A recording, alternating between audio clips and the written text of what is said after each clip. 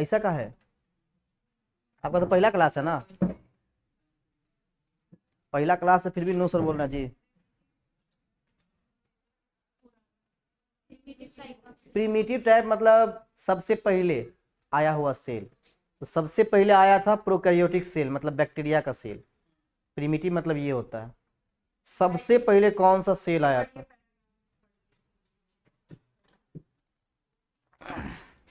शुरू से the organisation वाला, the organisation of the prokaryotic cell is fundamentally similar, कह रहा है कि प्रोकैरियोटिक सेल का जो ऑर्गेनाइजेशन होता है वो फंडामेंटल होता है। कहने का मतलब सेल से आगे टिश्यू, ऑर्गन सिस्टम ये सब नहीं होता है। Even the prokaryotics exhibit of variety of shapes and function, कह रहा है कि कुछ कुछ ऑर्गेनिज्म में जो शेप और फंक्शन होते हैं वो डिफरेंट डिफरेंट होते हैं, लेकिन बैक्टीरिया के केस में जो शेप और फंक्शन होते हैं वो सिमिलर होते हैं, जैसा कि प्रोकैरियोटिक सेल का होना चाहिए। नहीं समझ में आया? जैसे बैक्टीरिया जो होता है, बैक्टीरिया के पास प्रोकैरियोटिक सेल होता है तो उससे आगे नहीं हो सकता है, टिश्यू और ऑर्गन उसके पास नहीं हो सकता है, ठीक है। जबकि अगर प्रोकैरियोटिक में किसी और की बात करें, ठीक है, तो उसके पास जो फंक्शन या शेप्स होगा वो डिफरेंट हो सकता है बैक्टीरिया से, ठीक है। इसके बाद बहुत सारा है, पढ़ देते हैं, ठीक है। All prokaryotes have a cell wall, कह रहा है कि जितने भी प्रोकैरियोट्स होते हैं उसके पास सेल वॉल होता है। बैक्टीरिया के पास सेल वॉल होता है, जैसे कि कल हम स्ट्रक्चर में बताए थे। सराउंडिंग द सेल मेम्ब्रेन, जो सेल मेम्ब्रेन के ऊपर होता है। एक्सेप्ट इन माइकोप्लाज्मा, माइकोप्लाज्मा के पास सेल वॉल नहीं होता है। माइकोप्लाज्मा बैक्टीरिया है, ठीक है, इसके पास सेल वॉल नहीं होता है, जबकि सभी प्रोकैरियोटिक सेल के पास सेल वॉल होता है, ठीक है। The fluid matrix filling the cell is the cytoplasm, कह रहा है कि सेल में जो फ्लूइड भरा होता है उसको साइटोप्लाज्म कहते हैं। There is no well defined nucleus, prokaryotic cell के पास वेल डिफाइंड न्यूक्लियस नहीं होता है। कहने का मतलब न्यूक्लियस के ऊपर न्यूक्लियर मेम्ब्रेन नहीं होता है। The genetic material is basically naked, कह रहा है कि जेनेटिक मटेरियल इसका खुला रहता है। खुला कहने का मतलब एक जगह पैकेज नहीं रहता है। जेनेटिक मटेरियल क्या होना चाहिए? पैक्ड रहना चाहिए। जेनेटिक मटेरियल ऐसा रहना चाहिए, पैक रहना चाहिए, ऐसा नहीं रहता है, ऐसा ऐसा रहता है, पूरे सेल में बिखरा पड़ा हुआ होता है, ठीक है, इसमें प्रोकैरियोटिक सेल में। जबकि यूकैरियोटिक सेल में जेनेटिक मटेरियल पैक्ड रहता है, क्यों?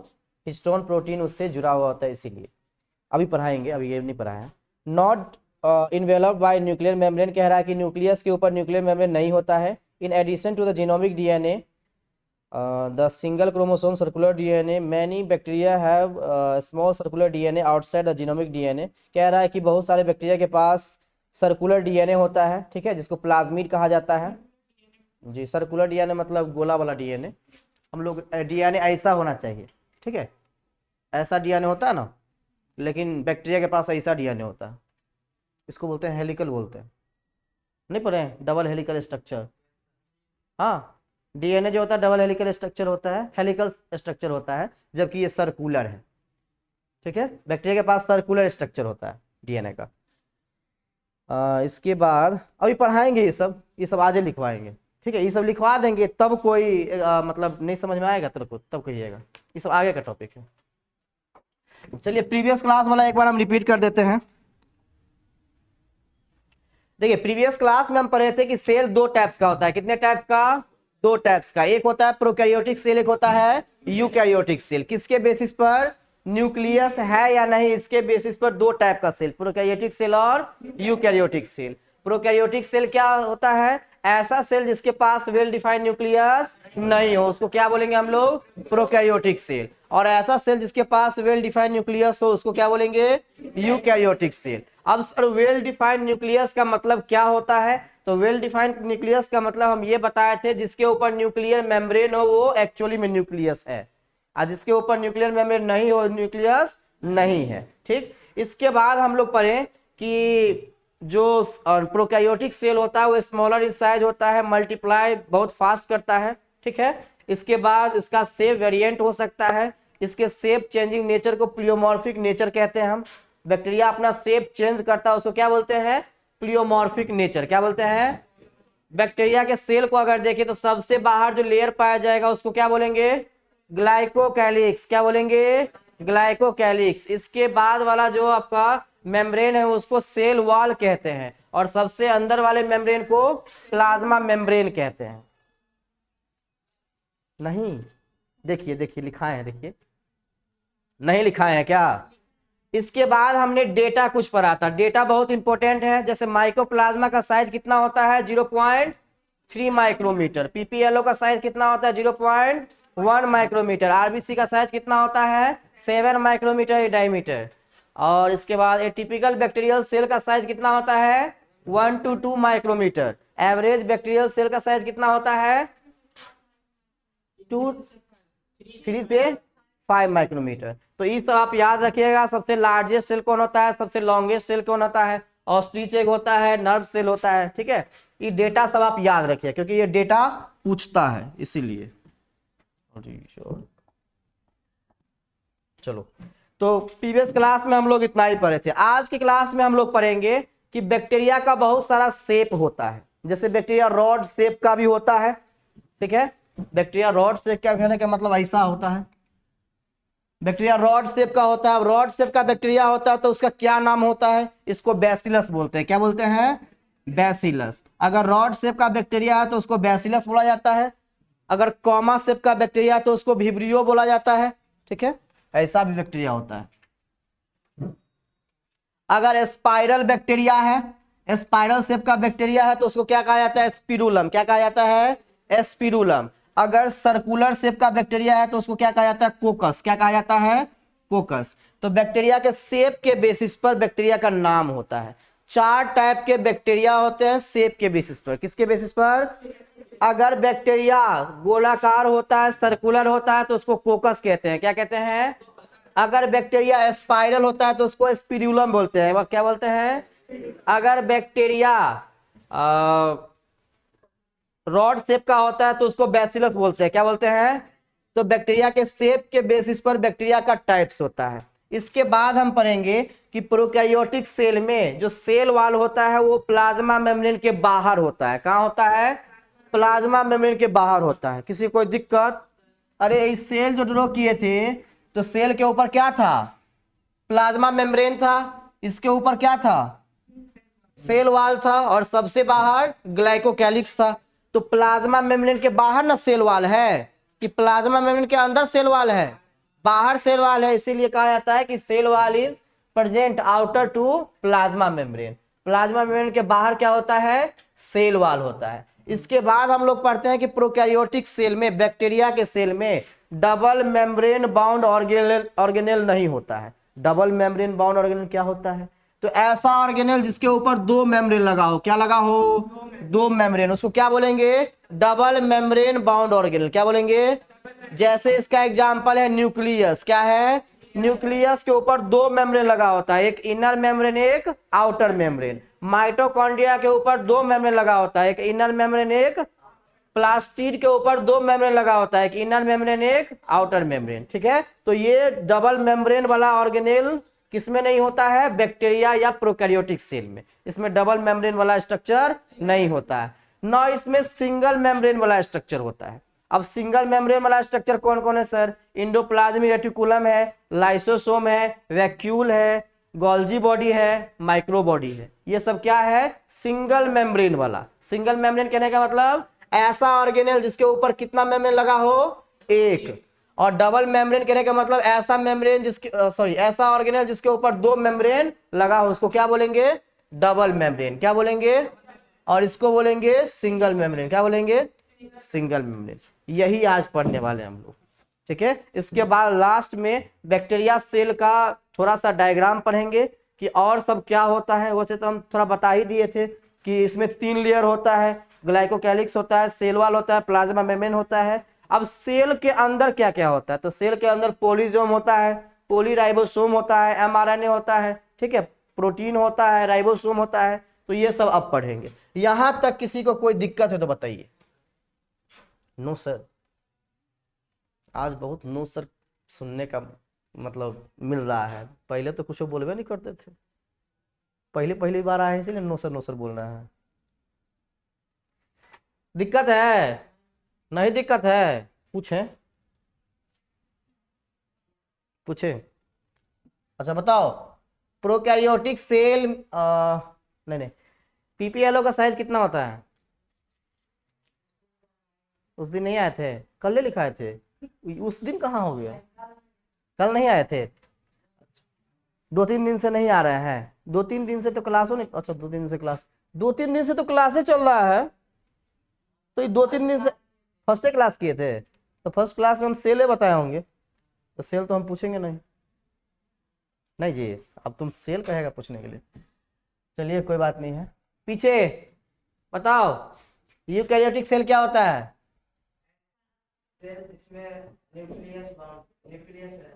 ऐसा सेल जिसमें न्यूक्लियस होता है उसे क्या बोलते हैं? यूकैरियोटिक सेल बोलते हैं। बताइए, आपका सेल यूकैरियोटिक सेल है कि प्रोकैरियोटिक है? और बैक्टीरिया का सेल प्रोकैरियोटिक सेल है। प्रोकैरियोटिक सेल के सबसे बाहर कौन सा मेम्ब्रेन पाया जाता है? ग्लाइकोकैलिक्स। प्लाज्मा मेम्ब्रेन सबसे अंदर होता है कि बाहर होता है? नहीं होता है प्लाज्मा मेम्ब्रेन। कौन बोला नहीं होता है? अभिषेक सर बोले कि प्लाज्मा मेम्ब्रेन नहीं होता है।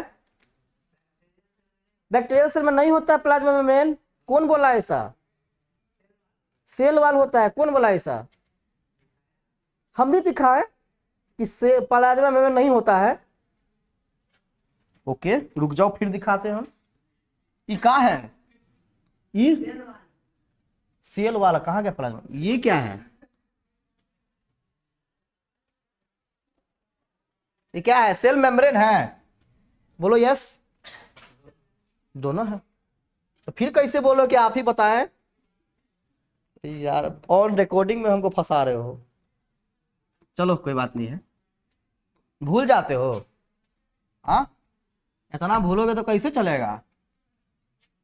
सर आप ही बताए थे कि प्लाज्मा मेम्ब्रेन नहीं था, और हम ही दिखा रहे हैं कि प्लाज्मा मेम्ब्रेन है। नहीं जी, चलो बैठ जाओ। आप बताइए, प्रोकैरियोटिक सेल क्या होता है?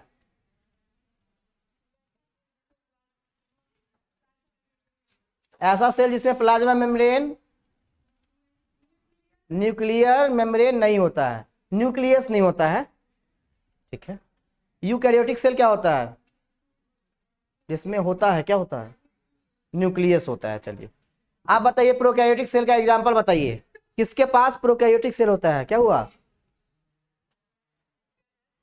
क्या हुआ, काहे हंस रहे हैं? अरे हम कोनो जोक वाला क्वेश्चन पूछ दिए क्या? अच्छा अच्छा, हाँ बोलिए।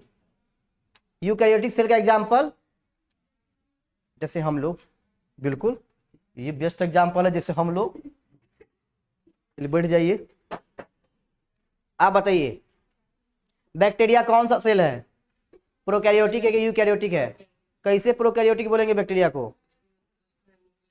उसमें न्यूक्लियस नहीं होता है, that's why it is called prokaryotic cell बोलते हैं। अच्छा ये बताइए आप कि आरबीसी का साइज कितना होता है? नहीं याद किए हैं? क्यों नहीं याद किए? नहीं किए रिवीजन? कर लेना चाहिए था ना। बैठिए, बताओ तुम्हारे आरबीसी का साइज कितना है? 7 माइक्रोमीटर है। ओकरा आरबीसी का साइज, उसका भी 7 माइक्रोमीटर है। बैठ जाओ। चलिए हेडिंग दीजिए, shape of on the basis of shape bacteria are 4 types.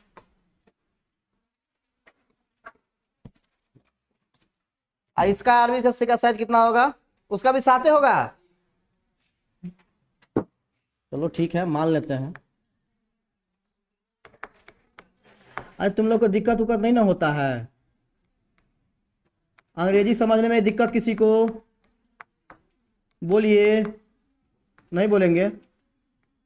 कसम खा के बैठे हुए हैं कि नहीं बोलेंगे हम। कितना भी बोल लीजिए सर, हम बोलने वाले नहीं हैं।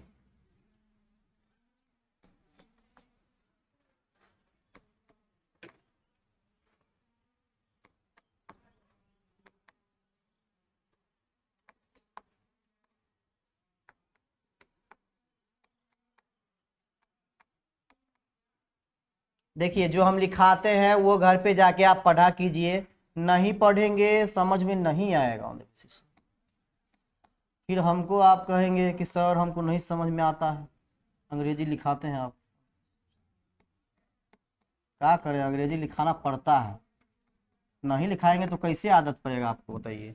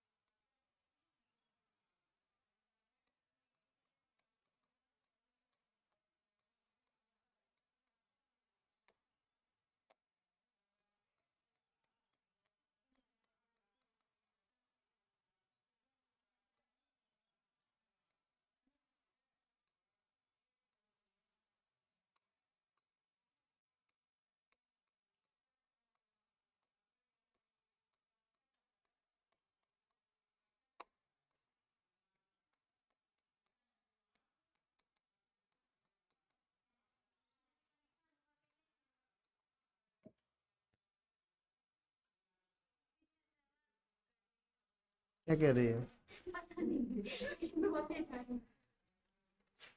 क्या हुआ, कोनो दिक्कत? दिक्कत हो तो बताइएगा, आपस में मत झगड़िएगा, क्योंकि रिकॉर्डिंग हो रहा है। आप लोग तो दिखाई दे नहीं रहे हैं, दिखाई तो हम दे रहे हैं वहाँ। कहेंगे मास्टर क्लास में लिखा रहा है, इधर क्लास व्लास अपना चल रहा है।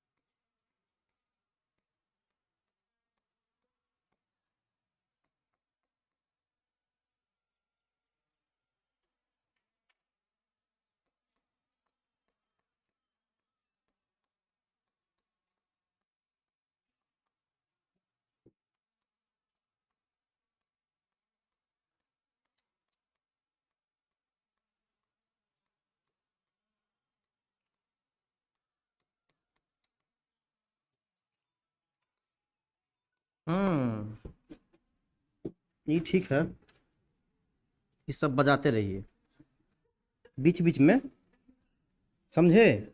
जब हम बोलना छोड़ दें तो बीच बीच में आप बजाते रहिए, ताकि हम फिर से बोलें।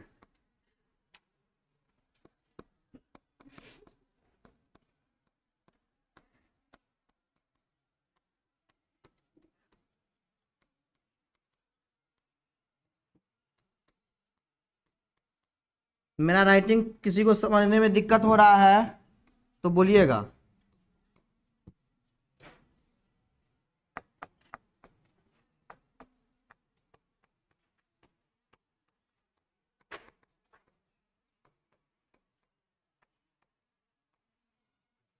आज थोड़ा हम हटा हटा के लिख रहे हैं ना। हाँ,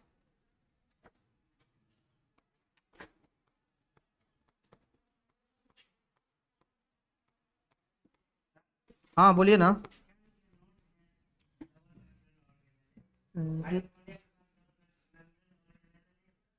होता है, लेकिन प्रोकैरियोटिक सेल के पास डबल मेम्ब्रेन बाउंड ऑर्गेनेल नहीं होता है। अब एग्जाम्पल इसका लिखा है कि कौन कौन सा डबल मेम्ब्रेन बाउंड ऑर्गेनेल होता है। तो माइटोकॉन्ड्रिया के पास होता है, प्लास्टिड के पास होता है, न्यूक्लियस के पास होता है, लेकिन ये सभी चीज बैक्टीरिया के पास नहीं होता है। ये हम बैक्टीरिया के बारे में लिखा रहे हैं, ये सब चीज इसके बारे में नहीं लिखा रहे हैं। समझ में आ रहा है? क्या समझ में आ रहा है जी? हम बैक्टीरिया के बारे में लिखा रहे हैं कि बैक्टीरिया के पास ना माइटोकॉन्ड्रिया होता है, ना प्लास्टिड होता है, ना न्यूक्लियस होता है। तो क्या उसके पास डबल मेम्ब्रेन बाउंड ऑर्गेनेल होगा? नहीं होगा। समझ रहे हैं? ये भी चीज बैक्टीरिया के बारे में ही हम लिखा रहे हैं। तो अब इसका भी एग्जाम्पल लिखेंगे तो ये मत कहिएगा सर इसके पास तो होता है, फिर आप काहे लिखा रहे हैं।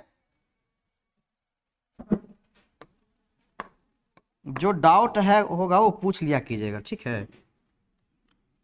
ठीक करते हैं, पूछ लेते हैं। ईआर का मतलब इंडोप्लाज्मिक रेटिकुलम। ये आपके सेल में होता है। कहाँ होता है? सेल में होता है। जितना भी चीज अभी लिखाएंगे सब सेल में होता है। हमारे सेल में बहुत सारा चीज होता है।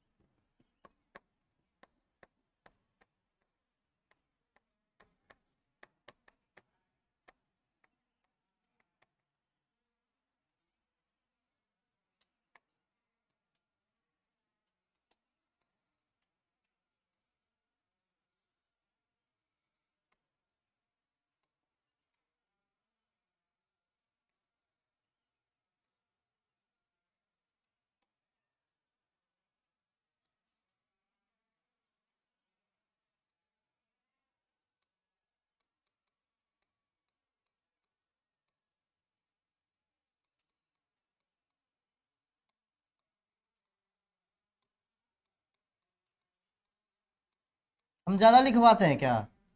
ज्यादा नहीं लिखवाते हैं। क्या बोले? बोलो देते हैं, कहते नहीं कुछ बोले हैं। आपका अंग्रेजी हमको समझ में नहीं आ रहा है।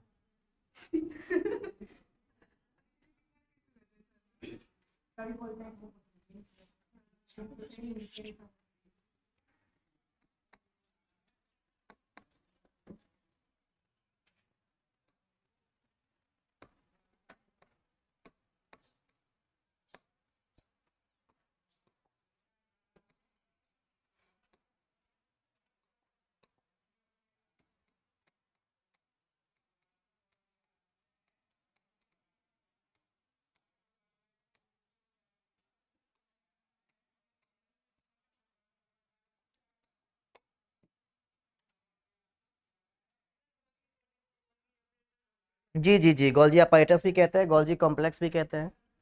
तीन नाम होता है इसका। Golgi body, Golgi apparatus, Golgi complex.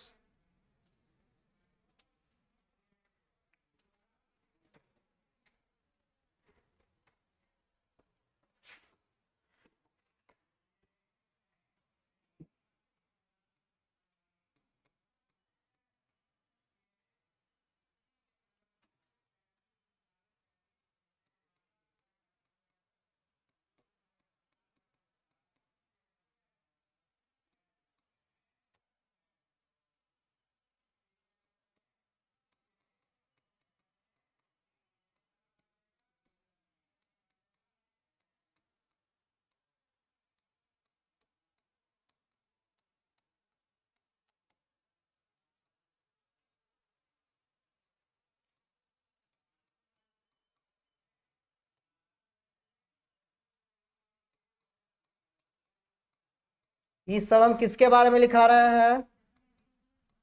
Prokaryotic cell के बारे में। किसके बारे में?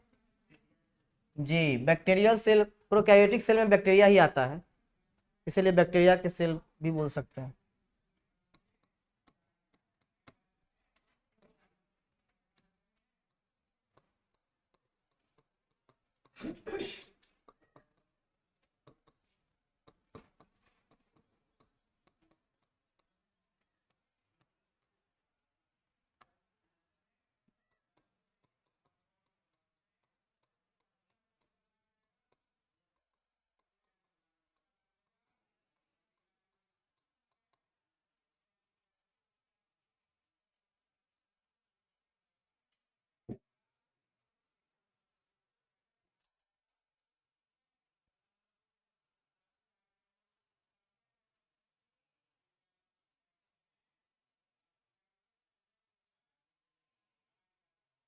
जहां दिक्कत हो वहां बोलिएगा।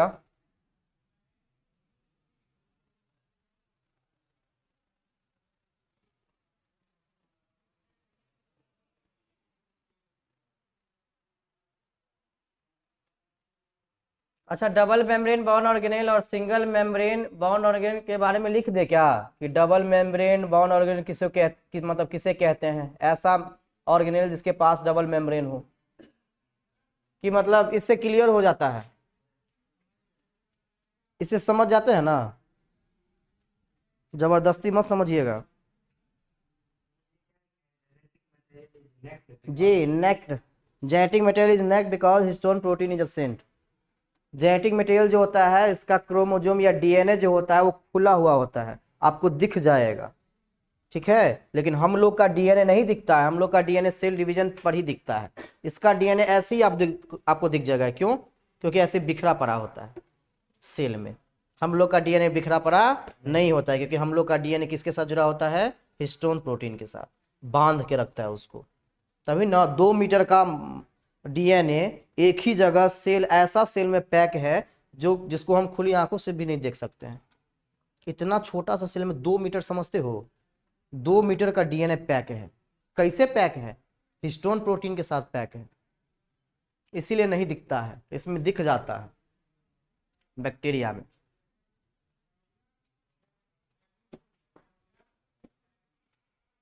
कोविड-19 में 2020 में क्वेश्चन आया था कि the average size of PPLO is 0.1 micrometre. 2020 में आया था नीट वाला में। तो डेटा से क्वेश्चन आता है, डेटा याद रहेगा, एक क्वेश्चन बन जाएगा, 4 नंबर मिल जाएगा। हाँ, एक क्वेश्चन में 4 नंबर मिलता है, बिहार बोर्ड में नहीं, नीट में कह रहे हैं, एक क्वेश्चन में 4 नंबर मिलता है।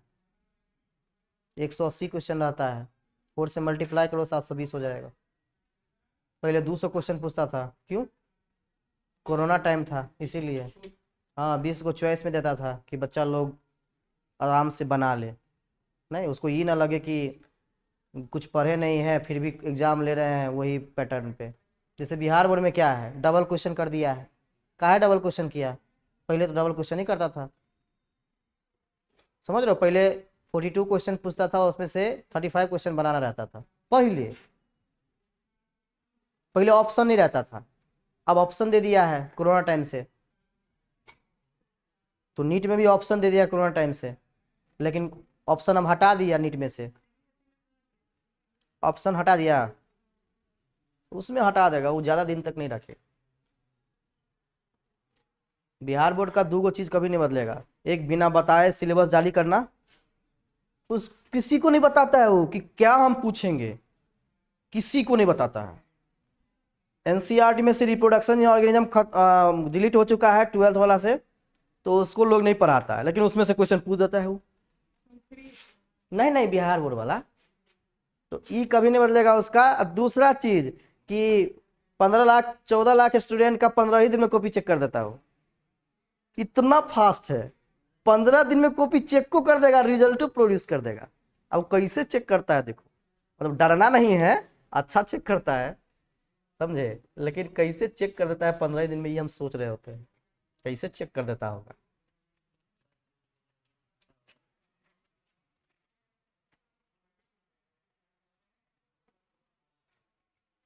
लिख लिए क्या, माइक्रो बॉडीज ऐसे ऑर्गेनेल होते हैं जो सेल के अंदर होते हैं, साइटोप्लाज्म में।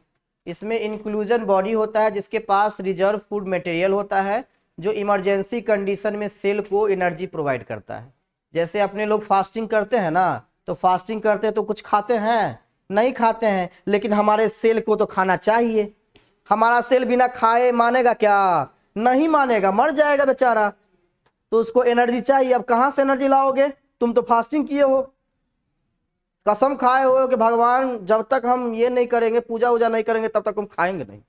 अब तुम्हारा सेल तो बेचारा कुछ जानता नहीं है, उसको तो पता नहीं कि तुम फास्टिंग किए हो। अब उसको तो एनर्जी चाहिए, कहां से एनर्जी मिलेगा, उसी इंक्लूजन बॉडी से एनर्जी मिलेगा।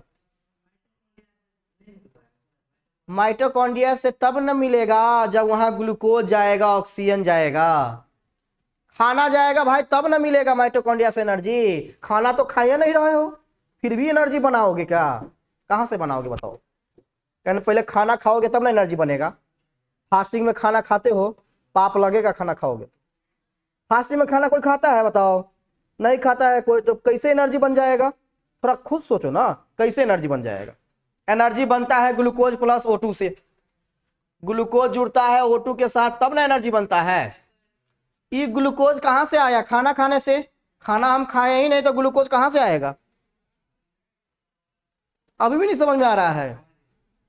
चलिए, समझदार हैं आप, लेकिन थोड़ा देर से समझते हैं। सब कोई लिख लिए? चलिए बताएं। अब सुनिए, शेप के बेसिस पर 4 टाइप्स के बैक्टीरिया। कितने टाइप्स के? 4 टाइप्स के। रॉड शेप वाला बैक्टीरिया को, ऐसे बैक्टीरिया जो रॉड की तरह दिखता है, उस बैक्टीरिया को क्या बोलते हैं? बैसिलस। क्या बोलते हैं? बैसिलस। सर्कुलर शेप का, जो सर्कुलर दिखता है, गोला दिखता है, ऐसे बैक्टीरिया को कोकस कहा जाता है। क्या कहा जाता है? हाँ, ऐसे बैक्टीरिया जो स्पाइरल शेप की तरह दिखते हैं, स्पाइरल कॉपी नहीं होता वो वाला, स्पाइरल ऐसे दिखता है बैक्टीरिया, समझे? ऐसे दिखता है स्पाइरल, उसको क्या कहते हैं? स्पिरुलम। क्या बोलते हैं? ये शेप है और ये बैक्टीरिया का नाम है। जो स्पाइरल की तरह दिखेगा उसको क्या बोलेंगे? स्पिरुलम। और जो कॉमा की तरह दिखेगा, ऐसा दिखेगा, ऐसे बैक्टीरिया को क्या बोलेंगे? विब्रियो। क्या बोलेंगे? विब्रियो। अब आते हैं प्रोकैरियोटिक सेल के कुछ और पॉइंट्स पे। हमने बताया था कि प्रोकैरियोटिक सेल के पास न्यूक्लियस नहीं होता है। सर इसके पास अगर बैक्टीरिया की बात करें तो 3 मेम्ब्रेन होता है, ग्लाइकोकैलिक्स होता है, सेल वॉल होता है और प्लाज्मा मेम्ब्रेन होता है। तो इसमें हमने बताया कि सेल वॉल जो होता है वो किसके बाहर होता है? प्लाज्मा मेम्ब्रेन के। अगर हम बात करें कि ये सेल है और ये प्लाज्मा मेम्ब्रेन है, तो प्लाज्मा मेम्ब्रेन के बाहर क्या होगा? सेल वॉल होगा। क्या होगा? Cell wall. तो हमेशा इस केस में जो सेल वॉल होता है वो प्लाज्मा मेम्ब्रेन के बाहर होता है। इसके बाद प्रोकैरियोटिक सेल के पास डबल मेम्ब्रेन बाउंड ऑर्गेनेल नहीं होता है। कहने का ये मतलब कि इसमें ऐसा ऑर्गेनेल नहीं होगा जिसके ऊपर 2 मेम्ब्रेन लगा। बैक्टीरिया के पास ऐसा मेम्ब्रेन नहीं होगा जिसके ऊपर 2 मेम्ब्रेन लगा हो। कहने का मतलब ये कि उसके पास माइटोकॉन्ड्रिया नहीं होगा, उसके पास प्लास्टिड नहीं होगा, उसके पास न्यूक्लियस नहीं होगा। और न्यूक्लियस के बारे में तो जाने ही हम कि उसके पास न्यूक्लियस होता ही नहीं है। ठीक है। बैक्टीरिया के पास या प्रोकैरियोटिक सेल के पास सिंगल मेम्ब्रेन भी नहीं होता है। ऑर्गेनेल, ऑर्गेनेल समझते हैं ना? ऑर्गेनेल क्या होता है? सेल के अंदर जितना भी चीज पाया जाता है उसको ऑर्गेनेल कहते हैं। क्या कहते हैं? ऑर्गेनेल। तो ऐसा ऑर्गेनेल भी नहीं होगा जिसके पास सिंगल मेम्ब्रेन हो। कहने का मतलब कि इसके पास सिंगल मेम्ब्रेन वाला भी ऑर्गेनेल नहीं है और डबल मेम्ब्रेन वाला भी ऑर्गेनेल नहीं है। अब सिंगल मेम्ब्रेन वाला कौन कौन सा ऑर्गेनेल होता है? सर ER होता है, इंडोप्लाज्मिक रेटिकुलम कहते हैं इसको। गोल्जी बॉडी होता है, इसका 2 नाम होता है, गोल्जी कॉम्प्लेक्स और गोल्जी अपैरेटस। इसके बाद वैक्यूल, ये भी नहीं होता है इसमें, लाइसोसोम भी नहीं होता है और माइक्रोबॉडीज भी नहीं होता है। ठीक है। कुछ कुछ बैक्टीरिया में माइक्रोबॉडीज पाया जाता है एक्सेप्शनली। ठीक। इसके बाद राइबोसोम जो होता है वो सबसे स्मॉलेस्ट ऑर्गेनेल है सेल का। सबसे छोटा सेल ऑर्गेनेल जो होता है सेल में वो राइबोसोम होता है। कौन होता है? राइबोसोम। इसके पास भी मेम्ब्रेन नहीं होता है, मेम्ब्रेन लेस होता है ये। ठीक। सेंट्रियोल्स और सेंट्रोसोम भी एब्सेंट होता है। अब सेंट्रियोल और सेंट्रोसोम क्या होता है? तो आप ये देखोगे कि एक सेल है, ऐसा एक सेल है, ठीक है, इसके ऊपर जैसे ऐसे 90 डिग्री पर लगा होता है सेंट्रियोल्स, सेंट्रोसोम ऐसे 90 डिग्री पर। ठीक है। ऐसा वाला स्ट्रक्चर जो होता है उसको सेंट्रियोल्स कहते हैं। क्या कहते हैं? सेंट्रियोल, जो 90 डिग्री पर अटैच हो। ठीक। आगे पढ़ाएंगे तो आपको क्लियर होगा।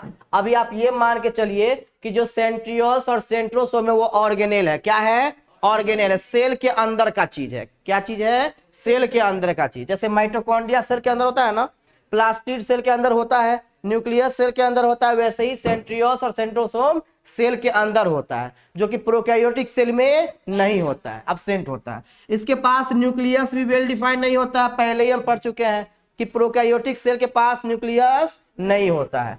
जेनेटिक मटेरियल, इसका जेनेटिक मटेरियल जो होता है यानी DNA या RNA की बात करें तो नेक्ड होता है, बिखरा पड़ा हुआ होता है, पैक्ड नहीं होता है। क्यों नहीं पैकेज होता है? क्योंकि इसमें हिस्टोन प्रोटीन एब्सेंट होता है। जैसे हाँ, हिस्टोन प्रोटीन, प्रोटीन का नाम है। ठीक है, जैसे ये मान लीजिए ये क्रोमोसोम में डीएनए है, ठीक है, इसमें हिस्टोन प्रोटीन लगा है इसीलिए ये पैक है, ऐसा दिख रहा है। अगर हिस्टोन प्रोटीन नहीं होता तो ये ऐसा दिखता, ऐसा दिखता, ऐसा दिखता, खुला हुआ होता। हिस्टोन प्रोटीन के कारण ही ये एक जगह पैक्ड होता है, जमा होता है। अगर हिस्टोन प्रोटीन नहीं है तो ये ऐसा दिखेगा, नेक्ड दिखेगा, मतलब खुली आंखों से इसको देख सकते हैं, समझे। तो प्रोकैरियोटिक सेल में जो जेनेटिक मटेरियल होता है वो नेक्ड होता है, क्यों होता है, क्योंकि प्रोटीन जो होता है उसमें एब्सेंट होता है, इसीलिए। किसी को कोई दिक्कत हो तो बताइए, कोई दिक्कत है किसी को? नहीं दिक्कत? सर हम सीरियस हो गए पढ़ा मत पढ़ते पढ़ते, नहीं ज्यादा सीरियस उरस हो गए क्या? कोनो दिक्कत? बैक्टीरिया का शेप समझने में कोई दिक्कत तो बताइए। ये शेप है बैक्टीरिया का और ये नाम है बैक्टीरिया का, ठीक है। इसके बाद बैक्टीरिया में डबल मेम्ब्रेन बॉन्ड ऑर्गेनेल नहीं होता है। अब डबल मेम्ब्रेन बॉन्ड ऑर्गेनेल कौन कौन सा होता है वो भी लिख दिया, माइटोकॉन्ड्रिया, प्लास्टिड और न्यूक्लियस को कहते हैं। सिंगल मेम्ब्रेन वाला ऑर्गेनेल कौन होता है? ईआर होता है, गोल्जी बॉडी होता है, वैक्यूल होता है, लाइसोसोम होता है, माइक्रोबॉडीज होता है, ठीक। इसके बाद लिखे हैं कि सेंट्रियोस और सेंट्रोसोम अब्सेंट होता है। राइबोसोम जो होता है सबसे छोटा ऑर्गेनेल है सेल का। क्वेश्चन आता है कि the smallest organelle found inside the cell is ribosome. Question आता है कि सबसे छोटा ऑर्गेनेल सेल का कौन सा होता है, तो राइबोसोम होता है। राइबोसोम मेम्ब्रेन बाउंड होता है कि मेम्ब्रेन लेस होता है? मेम्ब्रेन लेस होता है। इसके बाद ये न्यूक्लियस के बारे में तो जानते ही आप लोग कि प्रोकैरियोटिक सेल में न्यूक्लियस होता ही नहीं है। न्यूक्लियस के बदले दूसरा चीज होता है जिसको न्यूक्लियोइड कहते हैं, ठीक। इसके बाद जेनेटिक मटेरियल इसका नेक्ड होता है, बिखरा पड़ा हुआ होता है। क्यों नेक्ड होता है? क्योंकि हिस्टोन प्रोटीन इसमें एब्सेंट होता है, इसीलिए। किसी को कोई दिक्कत हो तो बताइए।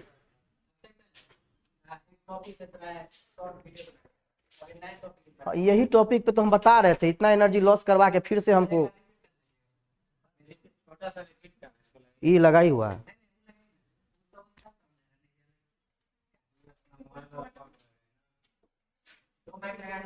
उसमें हम काला नजर आते हैं यार,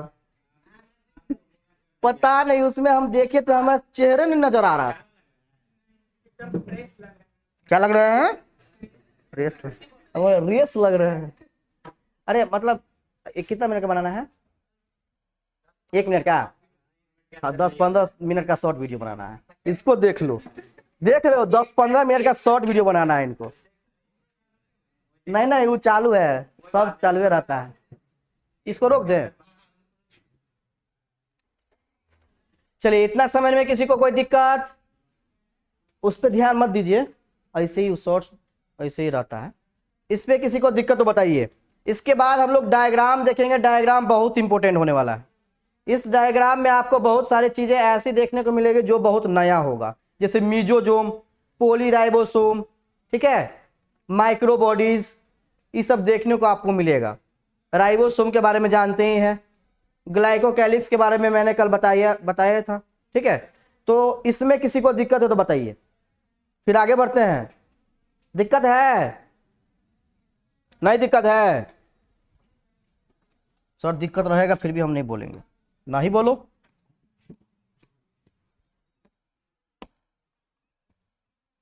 चलिए हेडिंग दीजिए, diagrammatic section of prokaryotic cell.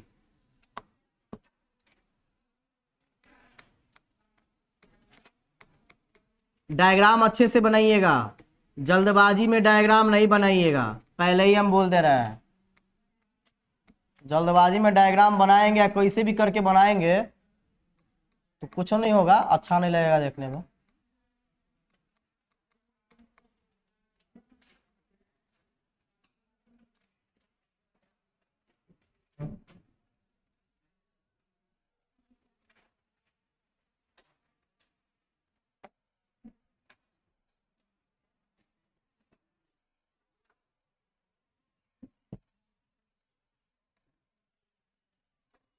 टेढ़ा उड़ा बन जाता है क्या?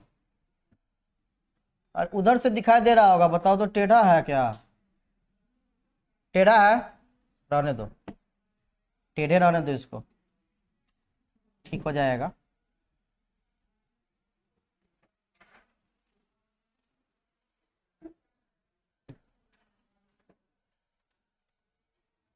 जल्दी जल्दी मत बनाइएगा, हम बीच बीच में मिटाते रहेंगे। इससे पिछले बैच में और इसे ही बीच बीच में मिटाया करते थे, समझ रहे हैं? तो सर क्या कर रहे हैं आप, डायग्राम बना रहे हैं कि क्या बना रहे हैं, समझे?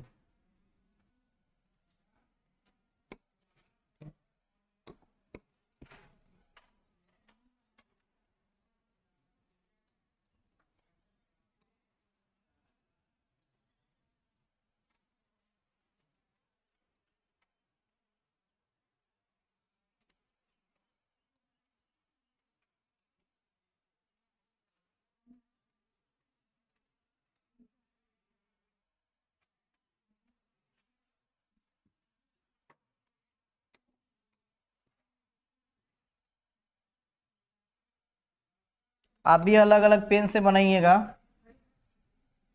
नहीं बनाएंगे क्या? तो कैसे अंतर दिखेगा? जैसे हम अलग अलग पेन से बना रहे हैं वैसे ही आप भी अलग अलग अलग पेन से बनाइएगा।